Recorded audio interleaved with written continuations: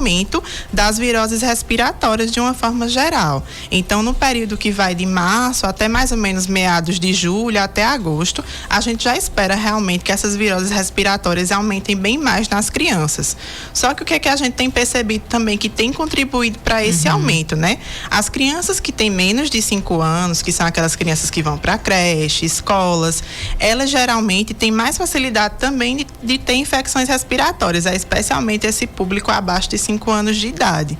E aí a gente percebe também que por conta de todo um processo que houve em relação à vacinação, houve queda das taxas de vacinação. A gente, inclusive, ontem, né, na segunda, na verdade, começou a campanha de vacinação contra a influenza, que é uma dessas viroses respiratórias mais importantes, que causa maior gravidade, maior mortalidade. Então, assim, os pais deixaram muito de vacinar as crianças e aí, com essa queda de vacinação, a gente também tem uma piora dos casos das viroses respiratórias. A gente também tinha sentido uma menor diminuição, porque antes a gente estava em situação de pandemia, então a gente estava se protegendo mais, usando máscara, lavando as mãos, e essas medidas, de uma forma geral, elas já diminuem a propagação dessas viroses respiratórias, além de outras medidas que as mães também podem fazer em casa. E nos 2 hospitais que a senhora atende aqui na região, a senhora atende também na iniciativa privada, esse número, como é que está, esse índice de casos, doutora? Desde o começo de março, né, a gente tem percebido um aumento bem significativo, com um aumento muito importante dos internamentos, inclusive dos internamentos graves, das pneumonias mais graves, que precisam até de suporte de UTI pediátrica mesmo. E aí, assim, a gente reforça com a necessidade também dos pais de sempre ficarem atentos aos sintomas dos filhos, evitar mandar quando a criança tiver com febre, tiver com sintomas respiratórios para a escola, né? Lembrar também que a emergência, ela só deve ser procurada nos casos mais graves. No caso em que a criança está com tosse seca, coriza, mas está se alimentando bem, está brincando, está ativa, é importante que essa criança seja avaliada inicialmente na atenção básica, no postinho de saúde mesmo.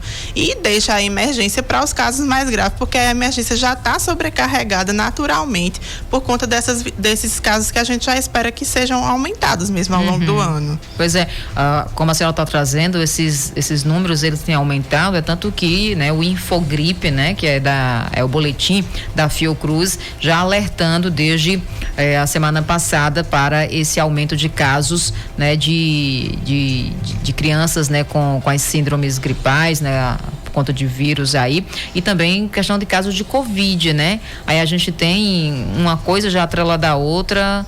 Como é que está a questão também de Covid, doutora, em crianças? De uma forma geral, o Covid a gente tem pouco acometimento nas crianças, mas a gente também, apesar de ter pouco acometimento, a gente tem sim casos positivos. Ultimamente a gente tem recebido crianças com quadro positivo e não só quadros respiratórios associados ao Covid, quadros gastrointestinais também e outras situações, porque o Covid em criança ele se apresenta de uma forma diferente da forma que se apresenta nos adultos. Agora, qual a faixa etária dessas crianças que estão sendo mais acometidas nesse momento por esses vírus? Nesse momento, as faixas etárias mais acometidas, a gente tem 2 grandes grupos: as crianças que têm pneumonia e as crianças que têm bronquiolite. As crianças que têm bronquiolite são especialmente os bebês, geralmente menores de 1 ano de idade. E aí aquele quadro que geralmente começa como um quadro gripal mesmo, uma tossezinha seca, a criança está espertinha, brincando.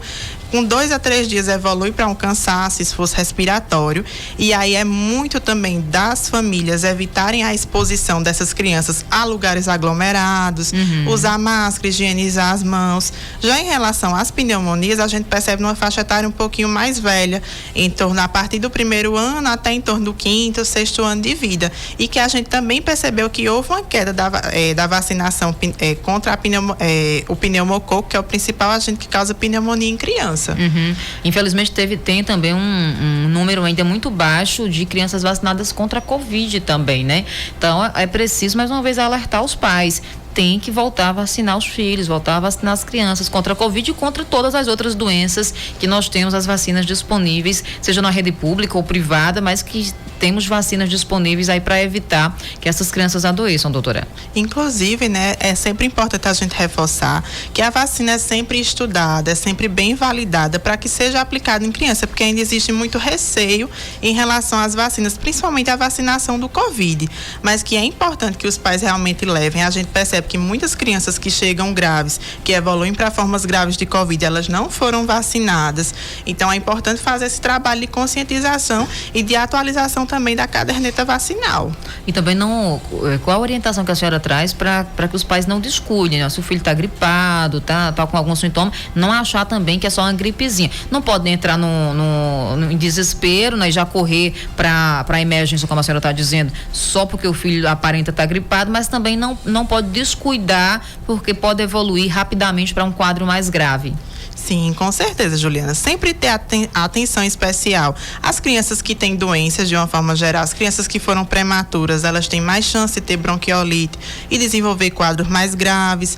Também ter cuidado com a febre mais persistente, uma febre que se arrasta por mais de 4 dias, em que a criança fica muito molinha, prostrada, que a criança também fica sem se alimentar, não aceita tomar medicação por via oral, que apresenta cansaço, né, o desconforto respiratório. São sempre sinais de que a criança precisa ser avaliada na emergência mesmo. Mas os outros casos, que são os casos mais leves, a orientação é realmente ser avaliada na unidade básica de saúde inicialmente. Como é que o pai ou a mãe pode perceber que ali é um caso de infecção respiratória?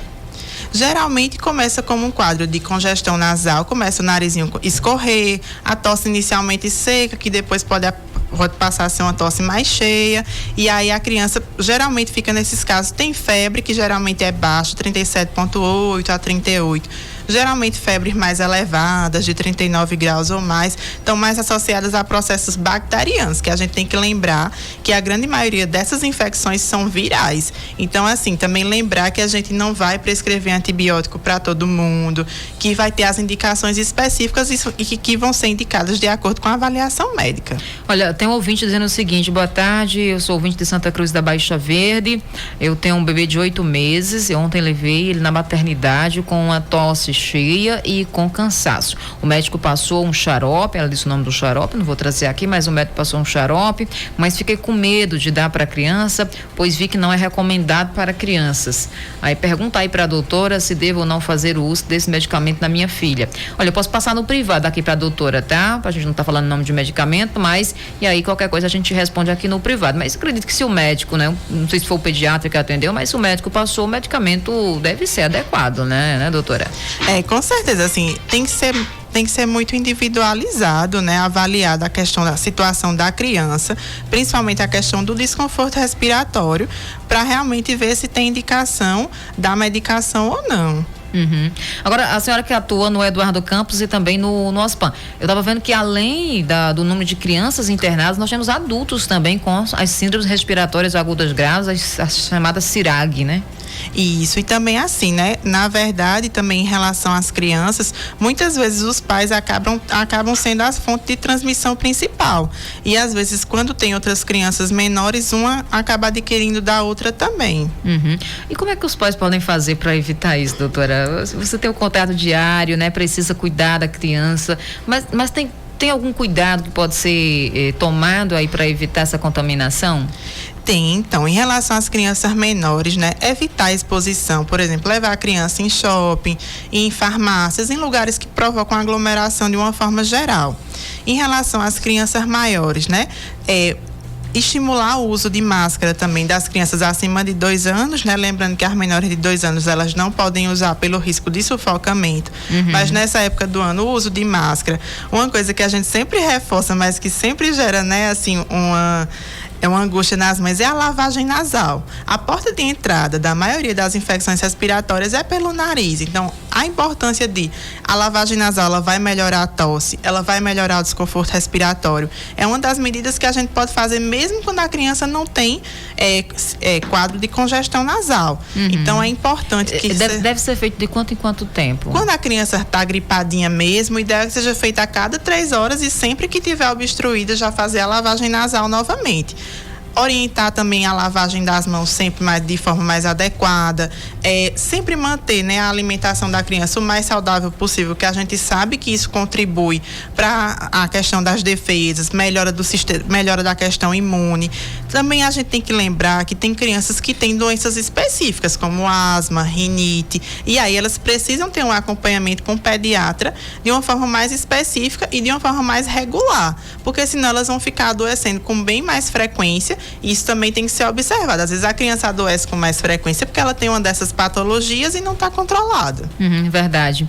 Doutora, eu quero lhe agradecer muito. Sei que a senhora também atende na rede particular, então se alguma mãe estiver precisando aí levar o seu filho para consultar, onde é que pode encontrar a senhora? Eu gostaria de agradecer a todos pelo convite. Estou atendendo aqui em Serra Talhada, na Clínica Santana, consultório do Dr. Neito e doutora Patrícia Santana, ali na rua da Prefeitura. E em Triunfo, eu atendo na Clínica Endotriunfo, que é a clínica do Dr. Luciano Bonfim. Pronto. Obrigada, doutora. Um abraço. Bom trabalho para a senhora. Sei que a senhora está de plantão hoje, está trabalhando, está atendendo. Então, bom trabalho e obrigada por ter tirado aí esse tempinho para vir aqui alertar os pais e as mães sobre esse período sazonal, período de aumento de casos de crianças gripadas e principalmente crianças aí com as chamadas CIRAGs, as síndromes respiratórias agudas graves e aí, inclusive, com risco também de internamento, né? Então, muito obrigada e volte sempre ao nosso programa.